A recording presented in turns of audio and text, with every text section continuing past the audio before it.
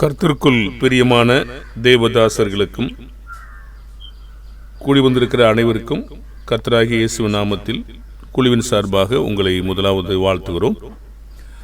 நான் வெளிப்படுத்தல் 16ஆம் அதிகாரத்தில் முன்னுரையான காரியங்களை சில வாரங்களாக படித்தோம்.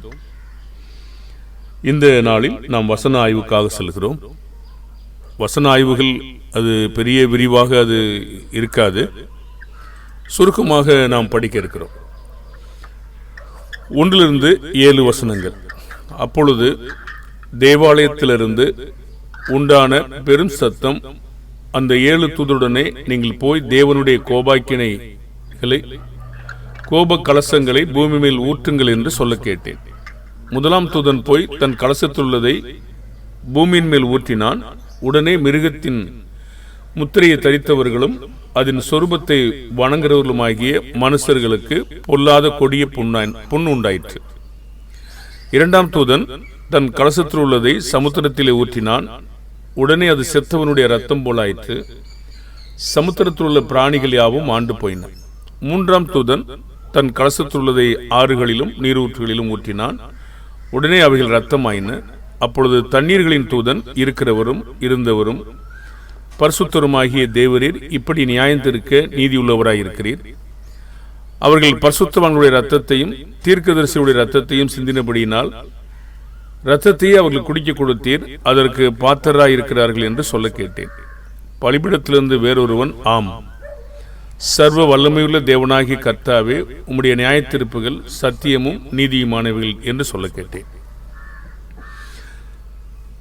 இந்த தேவாலயத்திலிருந்து உண்டான பெருசத்தத்தை அந்த 7 தூதருடனே சொன்னது. கோப கலசங்கள் பூமியில் ஊற்றப்பட்டது. ஒவ்வொரு தூதனுடைய வேலையும் விவரிக்கப்படுகிறது.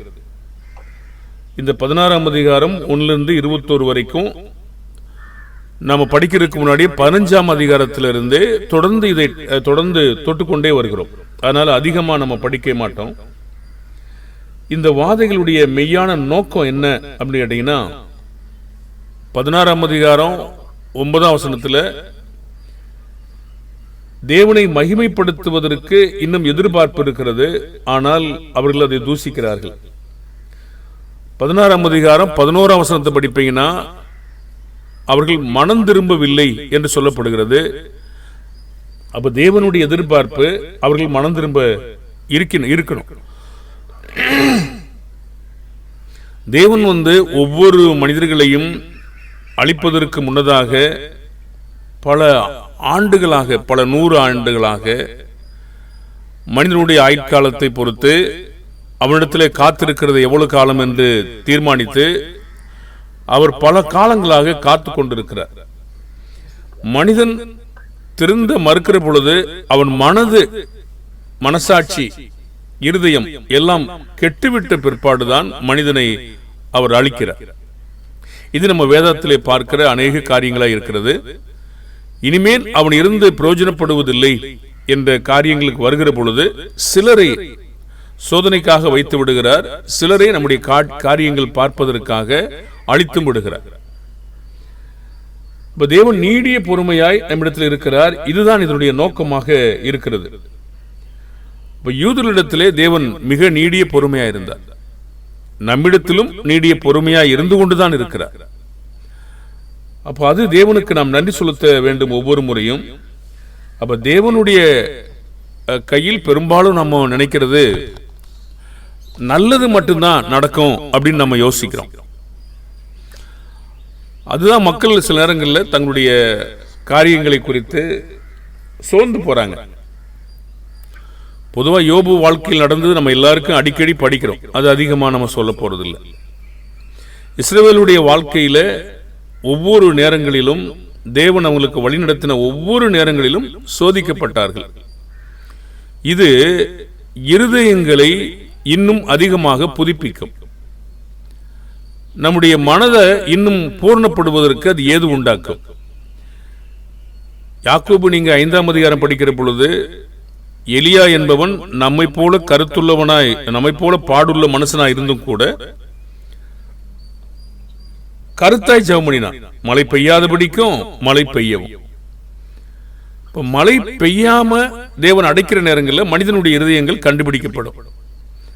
பாருங்க, இப்போ சகோதரன் சொன்னாரு கேரளாவில் எப்பொழுதுமே மழை பெஞ்சுக்கிட்டு இருக்கிறது ஆசீர்வாதம். உண்மைதான். தேவன் தேசத்தை பஞ்சமா போட்டார்னா மேற்கு தொடர்ச்சி மலையில மழை இல்லாமலும் நின்றும். அது மழை உருவாவதற்கான ஒரு சாத்தியக்கூறு உள்ள ஒரு இடம். அப்ப தேவன் வானத்தை இஸ்ரவேல் மக்களுக்கு வாக்குத்தத்தம் பண்ணும் பொழுது வானத்தை வெண்கலமாகவும் இரும்பாகவும் ஆக்குவேன்னு சொன்னார். அந்த இஸ்ரவேல் தேசத்துல பாத்தீங்கன்னா பஞ்சத்தை ஏற்படுத்தி நச்சுக்கொடி புறப்படுகிற அந்த குழந்தைகளை சாப்பிடுகிற அளவுக்கு தேவன் ஒரு காலத்தை அனுமதித்திருந்தார். இதெல்லாம் நமக்கு என்ன சொல்லுது என்று கேட்டீங்கன்னா, தேவன் நன்மையும் நமக்கு கொடுக்கிறாரு, தீமை செய்கிற மக்களுக்கு அனுமதிக்கிறார். இதை நம்ம உணர்ந்திருக்கிற பொழுது தேவனிடத்தில் இன்னும் நாம் நெருக்கமாக இருப்பதற்கு அது இன்னும் நமக்கு வழி செய்யும். அப்போ இங்கே இந்த உறுதியான விசுவாசம் நமக்கு என்னன்னு கேட்டீங்கன்னா, இந்த வாழ்க்கையிலே நம்ம வாழுகிற பொழுது நம்ம 1-7 கற்றுக்கொள்கிற பாடம், தேவனிடத்திலிருந்து நன்மையான எந்த ஒரு ஈவும் வரும், எந்த சந்தேகம் கிடையாது. தேவன் பொல்லாங்கினால் சோதிக்கப்படுகிறவர் அல்ல. அப்ப தீமையான காரியங்களை தேவன் தீமை செய்கிற மக்களுக்கு அனுமதிக்கிறார். இது அப்படிப்பட்ட வழிமுறை. மற்ற வானங்களை அடைப்பது, சில நோய்களை நமக்கு ஏற்படுத்துவது, இதெல்லாம் மக்களுடைய இருதயங்களை கண்டுபிடிப்பதற்காக தேவன் சில காரியங்களை அனுமதிக்கிறார். அங்கும் சில நேரங்களில் பொல்லாப்பு செய்கிற மக்கள் மூலமாக தான் வேலை செய்கிறார். இது நம்ம புரிந்து கொள்ளும் போது தேவனை தூசிப்பதற்கு எதுவும் இருக்காது. அது புரிந்து கொள்ளாத பொழுதுதான் யோபனுடைய மனைவி மாதிரி தேவனை தூசித்து ஜீவனை விடும் அப்படிங்கிற வார்த்தை நமக்கு வரும். அதுபோன்ற நம்ம தேவனுடைய வார்த்தைகளை போதிக்கிற தேவனுடைய பிள்ளைகளையும் நம்ம பாய்க்க ஆரம்பிக்கிறோம். என்ன காரணம்? தேவனுடைய வார்த்தையே போதிக்கிற பிள்ளைகளை நீங்க சபை ஒவ்வொருவரும் சில சபையை நடத்தக்கூடிய அந்த வாய்ப்பை தேவன் நமக்கு தந்திருக்கிறார். நீங்க சத்தியத்தையே சொல்லுவீங்கன்னா எத்தனை மக்கள் உங்களை நேசிக்கிறாங்க, அது எத்தனை தாக்கத்தை ஏற்படுத்தும் பாருங்க. அப்ப அது சத்தியம்தான், அது தேவனுடைய வார்த்தை தான். ஆனாலும் அது மக்களுக்கு அது பிடிக்கிறது இல்லை. ஏன்னா அவங்க அதை ஏற்றுக்கொள்ள விரும்பல. இப்படி இந்த மக்கள் பாருங்க, அந்த காரியங்கள் வாழும் போதெல்லாம் வாழ்க்கையை ரம்மியமா அனுபவிச்சாங்க. இதை கொடுக்கும் போது அவங்களுக்கு பிடிக்க மாட்டேங்குது. இப்ப ஏன் பிடிக்கல அப்படின்னு கேட்டீங்கன்னா, அதுதான் சீசர்கள்ட்ட இயேசுட்ட மத்தேயு 10ஆம் அதிகாரத்தில் சொல்லி அனுப்புனார். உங்களை ஊருக்கு ஊர் துன்பப்படுத்துவாங்க, பகைப்பாங்க, கொலை செய்வாங்க. நீங்க கிறிஸ்து வருவதற்கு முன்னாடி இஸ்ரவேலுடைய பட்டணங்களெல்லாம் சுற்றி முடியாதுன்றார். அப்ப சத்தியத்தை சொன்னதுனாலே சத்துருவானைன்னு சொல்லி கலாத்தில் நம்ம வாசிக்கிறோம். இப்ப இயேசுவை ஜனங்கள் எதுக்கு பகிச்சாங்கன்னா இதுக்குதான். சத்தியம் தான் பிதாவிடத்தில் என்ன கேட்டாரோ அதே தான் இயேசு சொன்னார். சுயமா எதுவுமே பேசவும் இல்லை, அவர் போதிக்கவும் இல்லை. பாருங்க, இப்போ யோவான் சானகனை, யாக்கோப, இவங்கெல்லாம் இது கொண்டு போட்டதுக்கான, வெளிப்படத்தில் உள்ள மக்களை கொண்டு போட்டதுக்கான காரணம், உபத்திரங்களை கொடுத்ததுக்கான காரணம் இதுதான். தேவனுடைய வார்த்தை ஏன் பகைக்கிறாங்கன்னா, அவன் பொல்லாப்பை விட விரும்பாதனால அவங்க பகைச்சிடுறாங்க. பாருங்க, இந்த மக்கள் தேவனை தூசித்தார்கள். அப்ப அதுக்கு முன்னாடி நலமா இருந்திருக்காங்க இல்லையா? அந்த ரொம்ப காலம் மிருகம் அப்படியே சொரூபம் அதெல்லாம் வணங்கினாங்க இல்லையா? அந்த 16ஆம் அதிகாரம் 2ஆம் வசனத்துல பாத்தீங்கன்னா, முத்திரையை தரித்தவர்களும் சொரூபத்தை வணங்குவர்களும் ஆகிய மனுஷரு கொடிய பொண்ணு உண்டாயிட்டு இல்லையா? அப்ப இந்த தேவனுடைய ஜனங்கள், கிறிஸ்துவை பின்பற்றுவங்க என்னமா உபத்திரவப்படுத்தினாங்க, என்னமா துன்பப்படுத்தினாங்க. அப்ப அவங்க சகித்து கொண்டாங்களா இல்லையா? அப்ப இவங்க எவ்வளவு சந்தோஷமா இருந்தாங்க. இயேசு தம்முடைய அப்போஸ்தலருக்கு சொன்னார் இல்லையா, உலகமோ சந்தோஷப்படும், நீங்க அழுது புலம்புவீங்க சொன்னார். உங்கள் துக்கம் சந்தோஷமாய் மாறும். ஸ்திரீயானவளுக்கு பிரசவ காலம் எப்படி இருக்கிறதோ, பிள்ளை பெற்ற உடனே எப்படி பிறந்தான் என்று சந்தோஷப்படுகிறாளோ, அதே போல உங்களுடைய சந்தோஷம் இருக்கும், ஒருவன் எடுத்து போட மாட்டான்னு சொன்னார். இந்த நிலைகளை நாம் உணர்ந்து கொள்ள வேண்டிய அவசியம் இருக்கிறது. இவங்க என்ன செய்றாங்கன்னா அதை உணர்ந்து கொள்ளல.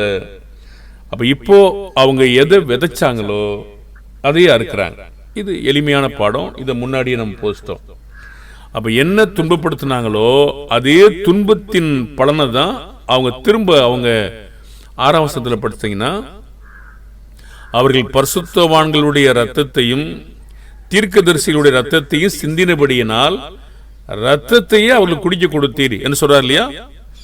அப்ப இவங்க இந்த பரிசுத்தவான்களையும் தீர்க்கதரிசிகளையும் என்னமா உபத்திரவப்படுத்தியிருப்பாங்க, அந்த உபத்திரவம் அவங்களுக்கு திரும்ப தேவன் கொடுக்கிறார். அதுல நீதியாவும் இருக்கார். நியாயம் தீர்க்க நீதியுள்ளவராய் இருக்கிறீர். இப்ப நம்ம என்ன விதைக்கிறோமோ அதை அறுவடை செய்யாம தப்பவே முடியாதுங்க. நம்முடைய மனதில் இருந்தாலும் சரி, யோசனையா இருந்தாலும் சரி, செயல்களா இருந்தாலும் சரி. பாருங்க, யோபு சொல்லும் பொழுது, நான் பக்கத்து விட்டு ஜன்னலில் எட்டி பார்த்தது உண்டானால், நான் தங்கத்தை ஆதரவு என்று சொல்லியிருந்தானால், அப்படி நினைவு வச்சிருந்தா, நம்பிக்கை வச்சிருந்தா, அதுவும் நியாயாதிபதிகளால் விசாரிக்கப்படும் அக்கிரமம் சொல்றார். பாருங்க, நம்ம நினைவுகள் கூட பிரசங்கி 12ஆம் அதிகாரம் கடைசி பகுதியில் பார்த்தீங்கன்னா அந்தரங்கமான காரியங்களும் கொண்டு வரப்படும். நாம நினைக்கும் போது தேவன் அறிந்து கொள்கிறார். அப்போ நம்ம இதுக்கெல்லாம் பயந்து இருக்கணும் இல்லையா? நம்ம என்ன நினைவு கொள்கிறோம், எப்படி நினைக்கிறோம் அப்படிங்கிற காரியங்களுக்கும் கணக்கு சொல்ல வேண்டி இருக்கிறது. அப்ப இவங்க தூசிக்கணும் அப்படிங்கிற ஒரு எண்ணங்களை கொண்டபடினாலே அவங்க அதை மனம் திரும்பவும் இல்லை, அவரை மகிமைப்படுத்தவும் இல்லை. நிச்சயமா தேவனுடைய செயலை பார்த்தவங்க கண்டிப்பா மகிமைப்படுத்திருக்கணும். இப்போ அவங்களுக்கு அவங்க என்ன செஞ்சாங்களோ அதே அவர் கொடுத்தான்னு சொல்லி கலாத்தியர் 6:4 நம்ம பார்க்க முடியும். வெளிப்படுத்தல் 13:10 கூட நம்ம பார்க்கிறோம். ஏசியா 49:26 நம்ம படிக்க முடியும். எப்படின்னா, உன்னை ஒடுக்கினவர்களுடைய மாம்சத்தையே அவர்களுக்கு தின்ன கொடுப்பேன் என்று சொன்னார்.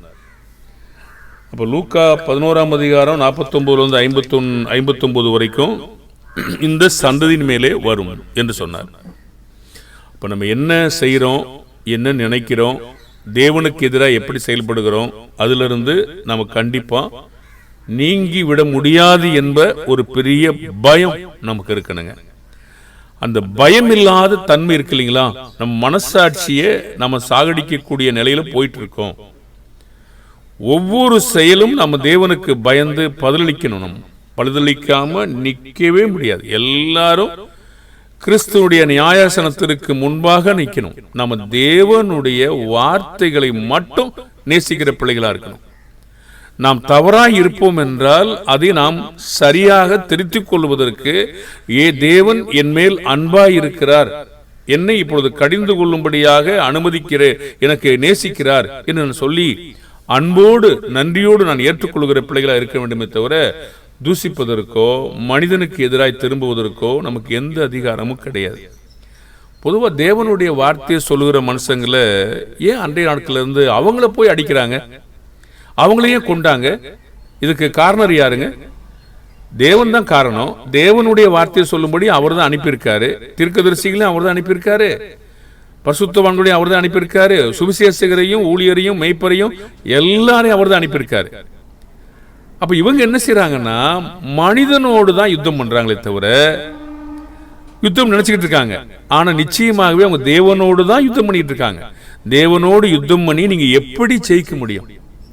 எந்த ஒரு நாள்லையாவது எப்பவாது ஜெயிக்க முடியுமாங்க? அவங்க தேவனுடைய வார்த்தையை தான் எடுத்து வர்றாங்க. உங்களை ஏற்றுக்கொள்கிறவன் என்னை ஏற்றுக்கொள்கிறான், உங்களை பகைக்கிறவன் என்னையும் பகைக்கிறான்னு சொல்றார். அப்போ தேவனுடைய சார்பாக தேவனுடைய வார்த்தை எடுத்துட்டு வரும் பொழுது மனுஷனோட யுத்தம் பண்றாங்களே, அவங்களுக்கு எந்த ஞானம் இருக்கிறதா? தேவனோடு யுத்தம் பண்ணுகிறோம் என்று அவர்கள் அறிந்திருப்பதில்லை. அந்த உணர்ந்து கொள்ளுதல் கண்டிப்பாக நமக்கு வேண்டும். அப்ப அதனால பாருங்க, தீர்க்கதரிசிகளை கொண்டுட்டா அவ்வளவுதான், முடிஞ்சு போச்சா? தேவன் இல்லாதவைகளை இருக்கிறவைகளாக கொடுக்க முடியுங்க. பாருங்க, தீர்க்கதரிசிகளை கொண்டுட்டாங்கன்னா இன்னும் அடுத்த தீர்க்கதரிசிகளை எழுப்புவார். இப்படி தொடர்ந்து தீர்க்கதரிசிகளை எழுப்பிக் கொண்டே வந்து கடைசியில குமாரனுக்கு அஞ்சுவார்கள் என்று சொல்லி தேவன் பார்த்து குமாரனை அனுப்பினாரு, இவனும் சுதந்திரவாளின்னு சொல்லி அவரை கொண்டு போட்டாங்க. பாருங்க, அதுவும் பத்தான்னு சொல்லி ஆவியானவரை அவர் அனுப்பி அந்த நியாய தீர்ப்பு நீதி இதெல்லாம் போதிக்கும்படி செய்தாரு. பாருங்க, அப்பவும் அவங்க கீழ்ப்படியில. இன்றைய நாள் வரைக்கும் அதே நிலை இருந்து கொண்டுதான் இருக்கிறது. ஆனாலும் பாகாலுக்கு முன்பாக முழங்கால் படியிடாத 9,000 பேர், 1000 பேர் மறந்து போச்சு. மீதியான மக்களும் இருக்கிறாங்களே, ரோமர்ல படிச்சோம் இல்லையா? அப்போ இந்த முழங்கால் படியிடாத அத்தனாயிரம் பேரையும் மீதியாக வைத்திருக்கார். இன்றும் சில மக்களை மீதியாகத்தான் வைத்திருக்கிறார். அப்ப தேவனுடைய வேலை நிச்சயமாக வெற்றி பெற்றுக் கொண்டே வருகிறது. அப்ப தேவனுடைய வேலைக்காரர்களை இவர்கள் துன்புறுத்தினார்கள். எவ்வளவு காலம் போகும்? தேவனுக்கு எதிராக யுத்தத்தில் அவர்கள் எப்படி ஜெயிப்பார்கள்? நிச்சயமாக சாத்தியமே கிடையாது. கொஞ்ச காலம் வெற்றி மாதிரி தெரியும், அதுல மகிழ்ச்சியா இருக்கிறாங்க, திரும்ப மாறிடும். இப்ப எப்பவுமே நம்ம ஒரே நிலையில் என்ன கண்டுபிடிக்கணும்னா, தேவனுடைய வார்த்தையும் தேவனையும் அன்பு கூறுகிற பிள்ளைகளாக இருந்து அவரை கனப்படுத்தவும் அவரை போற்றவும் புகழவும் அவருக்கே நம்ம வேலை செய்கிற பிள்ளைகளாக இருக்க வேண்டுமே தவிர மனிதனுக்காக அல்ல. ஒருவரை ஒருவர் வருகிற மகிமையை விரும்புவோமானால் தேவனை நாம் எப்படி விசுவாசிப்போம் என்று சொல்கிறார். நாம் மனிதனிடத்திலிருந்து வருகிற மகிமையை காட்டிலும் தேவனிடமிருந்து வருகிற மகிமையை விரும்ப வேண்டும். யோவான்ல நாம் பார்க்கிறோம். ரோமர் 2ஆம் அதிகாரம் 28-29 2 விருத்த சேதனம் இருக்கிறது. ஒன்று இருதயத்தில் விருத்த சேதனம், ஒன்று மாம்சத்தில் விருத்த சேதனம். ஆனா தேவனுடைய புகழ்ச்சி இருதயத்தில் இருக்கிற விருத்த சேதனத்தை தான் புகழ்றார். பாருங்க, ஒருவன் மாம்சத்தில் விருத்தசேனம் பண்ணாமல் இருந்தும் இருதயத்தில் விருத்தசேனம் பண்ணினவனா இருந்தால் அவனை விட இவன் மேற்பட்டவனா இருக்கான்னு சொல்லி அதே ரோமர் புத்தகத்துல நம்ம நிருபத்துல பார்க்கிறோம். எவ்வளவு ஆச்சரியம்! இப்போ நம்ம தேவன் காண்கிற என்ன காரியம்? என்ன? இருதயம். அப்ப இப்படிப்பட்ட சுத்தமான பிள்ளைகளா இருந்து தேவனை மகிமைப்படுத்தி இந்த நாம் என்ன விதை விதைக்கிறோமோ அது தப்ப முடியாது. யோசனைகளா இருந்தாலும் சரி, நினைவுகளா இருந்தாலும் சரி, நம்ம எபிரேயர் 4:12 வாசிக்கிறோம் இல்லையா? தேவனுடைய வார்த்தை அது எல்லாத்தையும் வரையறுத்து பார்த்தோம். அப்ப தேவனுக்கு எவ்வளவு வல்லமை இருக்கும். அப்ப நம்ம தேவனுக்கு முன்பாக பரிசுத்தமாய் வாழ நம்ம கற்றுக்கொள்வோம், பயந்திருப்போம், அவரை கனப்படுத்துவோம், அவரை மகிமைப்படுத்துவோம். நாம் கர்த்தருடைய பிள்ளைகள் சொல்கிற வார்த்தைகளை அப்படியே ஏற்றுக்கொள்வோம் தாழ்மையாய். தேவன் என்மேல் அன்பு கூர்ந்து இந்த காரியங்களை நான் சரியாய் வாழும்படி என்னை நேசிக்கிறார் என்பதற்கு பதிலாக ஆப்போசிட்டா திரும்பி இந்த மக்கள் செய்தாங்க, தண்டிக்கப்பட்டார்கள். நாம் இதெல்லாம் பார்த்து பயமடைந்து அவரை கனப்படுத்துவோம். கர்த்தர் நம்மை ஆசீர்வதிப்பார். நன்றி சகோதரர்களே.